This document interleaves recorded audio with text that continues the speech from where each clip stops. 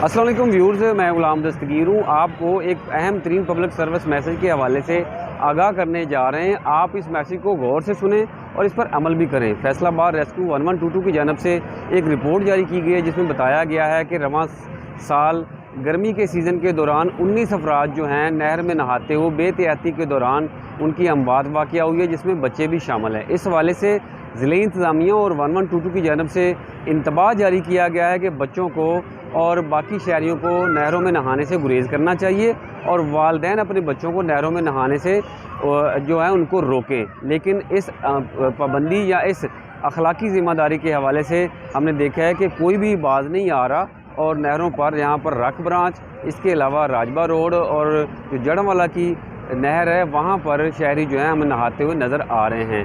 ज़िले इंतज़ामिया की जानब से ये इंतबाह जारी किया गया है कि नहरों पर ना नहाएं ताकि शहरियों की जानें जो हैं कीमती जानें उनको महफूज बनाया जा सके।